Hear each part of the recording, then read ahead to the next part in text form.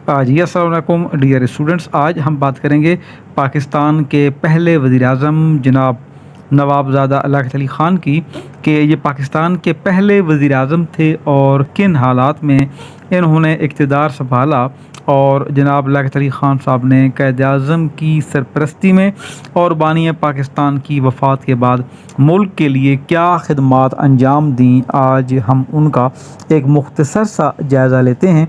अलाक़त अली ख़ान की ख़िदमात बहुत वसी हैं और इसके ऊपर कुछ घंटे डेढ़ घंटे की वीडियो बन सकती है, लेकिन टाइम की कमी और स्टूडेंट्स की ये डिमांड कि सर आप वीडियो बहुत लंबी बनाते हैं, थोड़ी सी मुख्तसर बनाएं, तो फिर मैंने ये किया कि टॉपिक्स सेपरेट कर लिए और हर मौजू के ऊपर एक अलग वीडियो जो आपके लिए बना लेता हूँ। अच्छा, लियाक़त अली ख़ान जो है, अगर हम इनकी बात करें तो ये पाकिस्तान के पहले वज़ीर-ए-आज़म थे। आप करनाल के एक नवाब के घर में पैदा हुए, ठीक है। जाट ख़ानदान था और उसमें ये है कि लियाक़त अली ख़ान जो हैं, इनके वालिद का नाम नवाब रुस्तम अली ख़ान था और ये दूसरे नंबर पर थे, दूसरे बेटे थे। आप 2 अक्टूबर 1896 को पैदा हुए और आपकी जो वालदा थीं उनका नाम महमूदा बेगम था। घर पर आपको कुरान की जो बुनियादी तालीम है वो दी गई। ज़ाहिर है कि नवाब थे, उनको पढ़ाने के लिए घर पर इंतज़ामात किए गए। आपने 1918 में MAO कॉलेज अलीगढ़ से ग्रेजुएशन का इम्तहान पास किया और इसी साल 1918 में ही आपकी शादी हुई। आपकी जो बेगम थी उनका नाम जहांगीर बेगम था। शादी के बाद आप बरतानिया चले गए, वहाँ से ऑक्सफोर्ड यूनिवर्सिटी से कानून की डिग्री हासिल की। हम देखते हैं कि बहुत सारे जो पाकिस्तान के अहम सियासतदान थे उन्होंने कानून में डिग्रियां हासिल की हुई थी, तो उसी तरह लियाक़त अली ख़ान का भी कानून के अंदर एक नाम था। अच्छा, ये हम आगे चल के देखेंगे कि लियाक़त अली ख़ान ने जब अमेरिका का दौरा किया बहसीयत वज़ीर-ए-आज़म, तो उनके साथ बेगम राना लियाक़त अली ख़ान थी, वो उनकी दूसरी बेगम थी, ठीक है। उसके ऊपर फिर अलग से हम कोई वीडियो बना लेंगे उनकी ज़ाती ज़िंदगी के ऊपर। अच्छा, 1923 में बरतानिया से आप वापस आए और यहाँ फिर आके आपने सियासत में आने का फ़ैसला किया कि अब वो बहसीयत सियासतदान अपनी जो है किस्मत आजमाएंगे। उन्होंने मुस्लिम लीग में शमूलियत इख्तियार की और 1924 में क़ायद-ए-आज़म मोहम्मद अली जिन्ना की क़यादत में मुस्लिम लीग का इजलास हुआ था लाहौर में। इस इजलास का मकसद था कि मुस्लिम लीग को मुनज़्ज़म किया जाए। तो ये लाहौर में होने वाला जो इजलास था, इसमें लियाक़त अली ख़ान साहब ने भी शिरकत की थी। 1926 में आप उत्तर प्रदेश की कौमी असम्बली के रुकन मुंतखब हुए, यानी उत्तर प्रदेश से कानून साज असम्बली के रुकन बने और ये थी उत्तर प्रदेश की असम्बली, सूबाई असम्बली, कानून साज असम्बली। और 1940 में जो मरकज़ी कानून साज असम्बली थी, इसके रुकन मुंतखब हुए और 1940 तक आप यूपी असम्बली के मेंबर रहे 14 साल तक। अच्छा, इसके अलावा हमने जो बात की कि इनकी 1932 में दूसरी शादी आपने की। इनकी दूसरी बेगम राना लियाक़त अली एक माहिर तालीम थी, एजुकेशनिस्ट थी, इकानॉमिस्ट थी, यानी मईशतदान थी और लियाक़त अली ख़ान की जो सियासी ज़िंदगी है उनको बेहतर बनाने में बेगम राना लियाक़त अली ख़ान का भी अहम किरदार है। होपफुली कि यहाँ तक आपको मेन जो पॉइंट्स हैं वो समझ में आ चुके होंगे। अगर कोई बात समझ में ना आए तो आप कमेंट सेक्शन में पूछ सकते हैं। अच्छा जी, हिंदुस्तान में अंग्रेज़ों का जो तवील दौर हुकूमत था, इसके आखिरी साल जब हिंदुस्तान से अंग्रेज़ों ने जाना था, तो आखिरी साल वज़ीर ख़ज़ाना बनाया गया जनाब लियाक़त अली ख़ान को और इनके हाथ में जब वज़ारत ख़ज़ाना की बागडोर आई, तो ज़ाहिर है कि आप मुस्लिम लीग के रहनुमा थे। उन्होंने माजी के जो बजट थे जिन्हें हम कहते हैं कि अवाम दुश्मन, उनको टोटली तब्दील कर दिया, यकसर उनका रुख बदल दिया और आज़ादी के बाद कायम होने वाली जो नई हुकूमतें हैं उनके लिए एक बुनियाद डाल दी कि अवाम दोस्त माली पॉलिसियाँ कैसे बनाई जाएं। इस हवाले से हम ये देखते हैं कि तहरीक पाकिस्तान के दिनों में एक वो दस्तावेज़ है यानी कि मारूफ बजट है जो हिंदुस्तान की तकसीम से पहले मुस्लिम लीग के वज़ीर ख़ज़ाना की हैसियत से लियाक़त अली ख़ान ने 1947 में पेश किया। ये बजट आपने 28 फरवरी 1947 को पेश किया और ग़ुलाम हिंदुस्तान था उस वक्त, ठीक है, हिंदुस्तान आज़ाद नहीं था, ब्रिटिश इंडिया था, बरतानवी हिंदुस्तान था। तो उसकी जो मुआशी ज़िंदगी थी जो इस्तेसाल पर और तबकाती तकसीम पर मबनी थी उसको हिला के रख दिया। तारीख़ में इस बजट को गरीबों के बजट से के नाम से याद किया जाता है और इस बजट की जो पॉलिसियाँ थीं वो ये थीं कि अमीरों से दौलत लेकर गरीबों की तरफ मुंतकिल की जाए। तो लियाक़त अली ख़ान ने ये बजट मुत्तहिदा बरतानवी हिंदुस्तान की लेजिस्लेटिव असम्बली में पेश किया 28 फरवरी 1947 को, पाकिस्तान के क़याम से कोई 6 माह पहले, 5.5 माह पहले, और वाज़े तौर पर ऐलान किया कि वो कुरान मजीद के इस फरमान पर पुख्ता यकीन रखते हैं। कुरान की आयत उन्होंने पढ़ के सुनाई कि मैं इस आयत पर पुख्ता यकीन रखता हूँ जिसमें अल्लाह ताला ने फरमाया कि दौलत को दौलतमंदों के माबैन घूमने की इजाज़त ना दी जाए और सरमाया को चंद अफराद के हाथों में मुर्तकिज़ होने से बचाया जाए। तो लियाक़त अली ख़ान की हुकूमत जो है बनी जब पाकिस्तान बना, पाकिस्तान बन गया 14 अगस्त को। लियाक़त अली ख़ान ने बासियत वज़ीर आज़म 15 अगस्त 1947 को एक हल्फ उठाया बासियत वज़ीर आज़म और इसे लियाक़त अली ख़ान की हुकूमत या लियाक़त अली ख़ान इंतज़ामिया कहा जाता है। पाकिस्तान में पाकिस्तान की पहली हुकूमत और पहली काबीना थी जिसने 1947 से 1957 तक हुकूमत की, यानी जो लियाक़त अली ख़ान की हुकूमत थी ये 1947 से लेके 1951 तक 4 साल और कोई 2 माह पर मुश्तमिल थी और इसमें इस अरसे में लियाक़त अली ख़ान ने बड़ी जो वो कहते हैं कि तगो-दो और जाँफशानी से काम किया। हुकूमत की जो बुनियाद थी ये तक़सीम हिंद और पाकिस्तान की आज़ादी के फ़ौरन बाद 15 अगस्त 1947 को रखी गई थी। अच्छा, इसमें बहुत से तजर्बाकार सियासतदानों, ठीक है, और तहरीक पाकिस्तान के कारकुनों को शामिल किया गया। पाकिस्तान के बानी कायद आज़म मोहम्मद अली जिन्ना ने पाकिस्तान की आज़ादी की जो तहरीक थी, तहरीक पाकिस्तान जो है उसकी अहम शख्सियत को लियाक़त अली ख़ान को मुंतखब किया बासियत वज़ीर आज़म और उन्हें कहा कि जो पाकिस्तानी हुकूमत है इसके कंट्रोल को मजबूत करने के लिए आप ये ज़िम्मेदारियाँ अंजाम दें। तो लियाक़त अली ख़ान को उन्होंने वज़ीर आज़म बनाया जिसका अहम काम होता है पार्लिमानी हुकूमत के अंदर पूरी असम्बलियों को लेके चलना, पूरी कौम की नुमाइंदगी करना।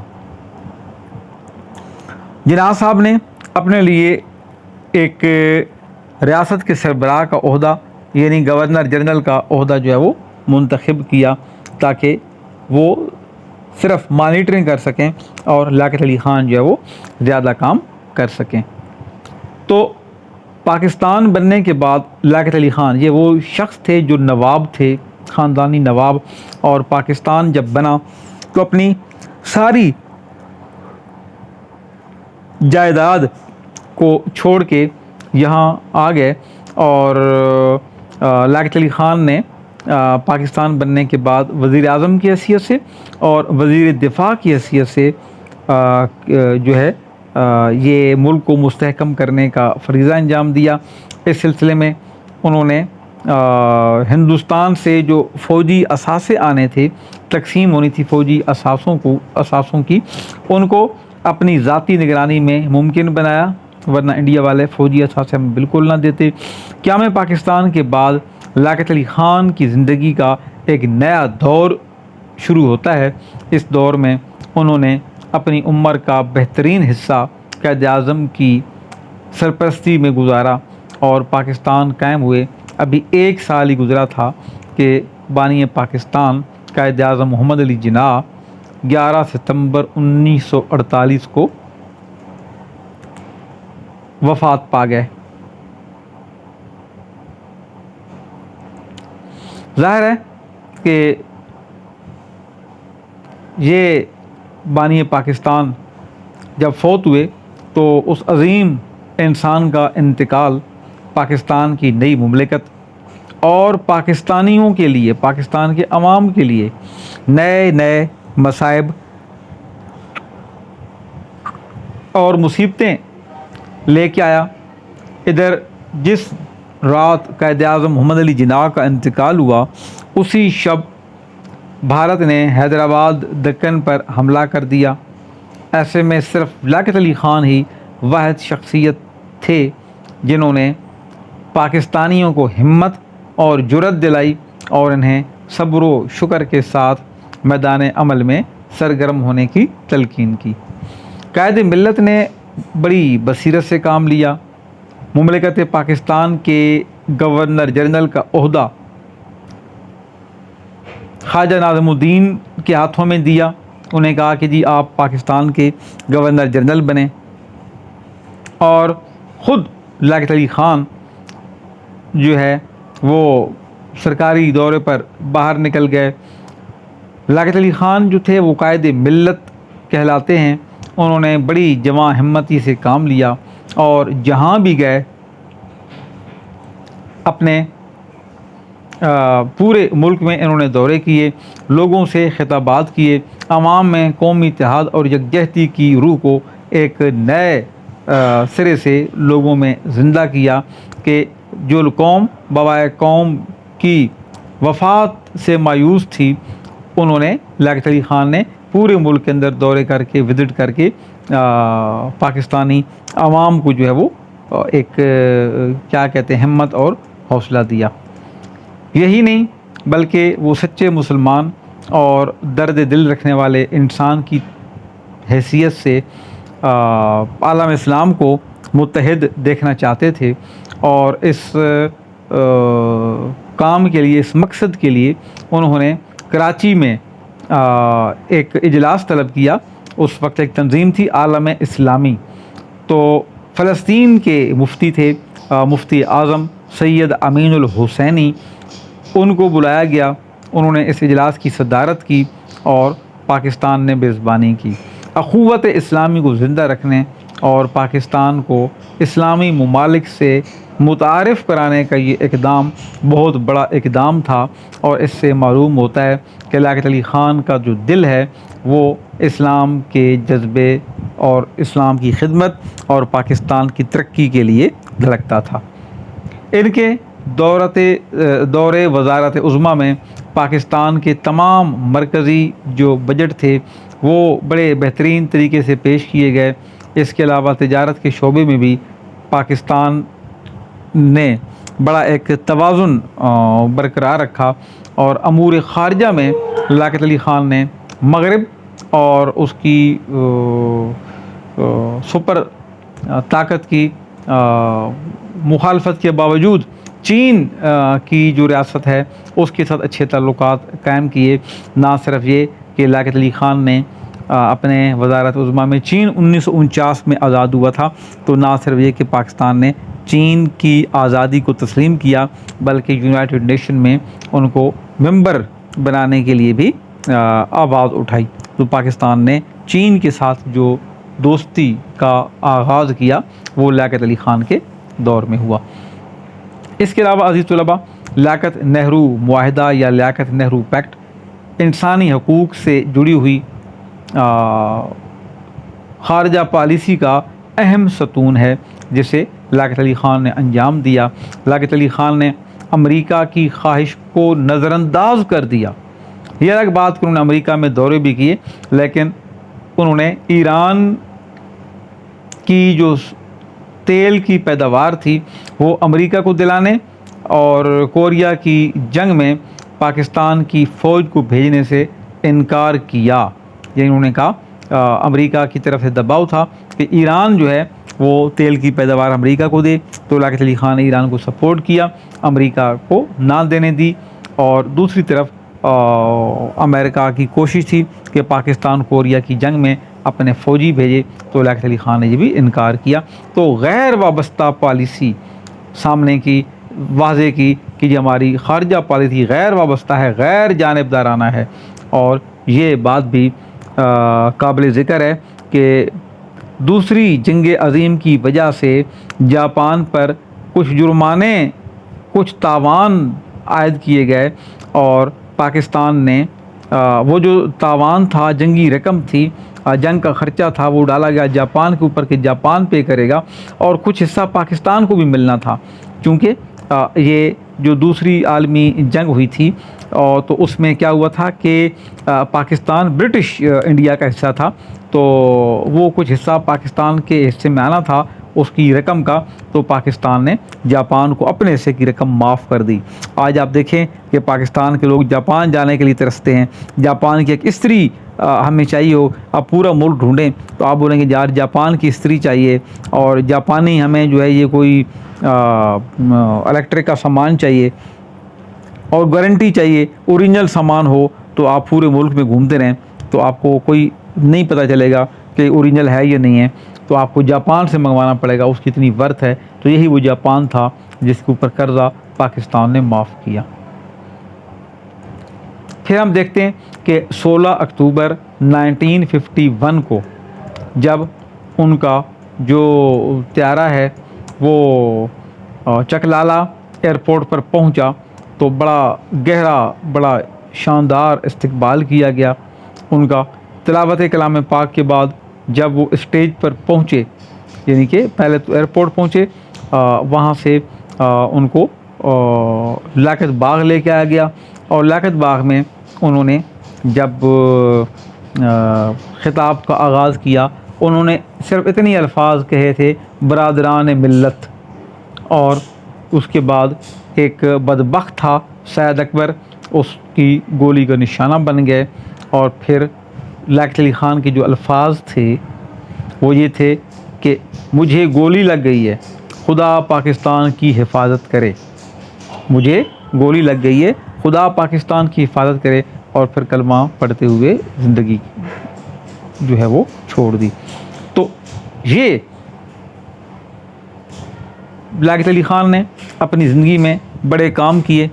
एक उनसे गलती भी ज़ाहिर है कि इंसान से गलतियाँ होती हैं, शायद उस ज़माने में इनकी जगह कोई और शख्स होता तो वो भी यही करता कि उन्होंने सोवियत यूनियन को नज़रअंदाज करके और सोवियत यूनियन की दी हुई दावत को ठुकरा के अमेरिका के साथ अपने ताल्लुकात उस्तवार किए और अपनी बेगम राना लियाकत अली ख़ान के साथ अमेरिका में कोई 1.5-2 महीने क़याम किया, वहाँ घूमे फिरे।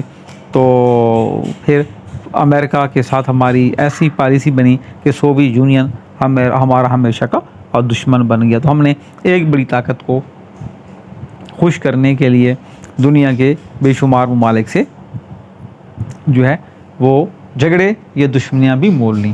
बहरहाल मादरे वतन पर जान निछावर करने का जो सच्चा वादा कायद मिल्लत ने कहा था वो पूरा कर दिखाया।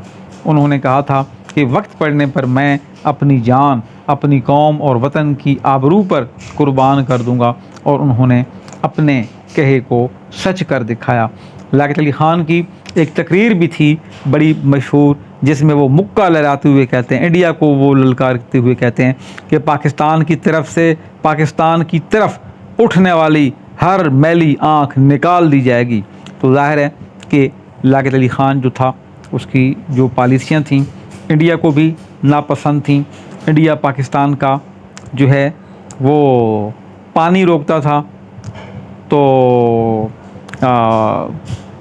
इंडिया में बहुत सारी मिलें थीं, जूट मिल्स, तो लियाकत अली ख़ान ने इंडिया को जो है वो जूट सप्लाई करना बंद कर दी और अपने यहाँ ढाका में एक मिल लगा ली थी, आदमजी जूट मिल। तो इस तरह वो पाकिस्तान के लिए बहुत कुछ करना चाहते थे। लियाकत अली ख़ान का जो कत्ल है, उनका सानहा हमारी कौमी तारीख़ का ऐसा अलमिया है जिस पर जितना भी अफसोस किया जाए वो कम है। एक तवील अरसे के गुज़र जाने के बाद भी उनकी शहादत, उनके कत्ल का मुहिम्मा आज तक हल नहीं हो सका। और उनकी शहादत के मौका पर, लियाकत अली ख़ान की शहादत के मौका पर हफीज़ जालंधरी साहब ने, जिन्होंने पाकिस्तान का कौमी तराना भी लिखा, उन्होंने दुरुस्त कहा था कि मुसलमानों का मोहसिन था लियाकत। ये शेर कहा था हफीज़ जालंधरी साहब ने, मुसलमानों का मोहसिन था लियाकत, मुसलमानों ने इसको मार डाला। अजीज़ तलबा, उम्मीद है कि ये छोटी सी वीडियो, छोटा सा लेक्चर आपके लिए इंतहाई मुफीद साबित होगा।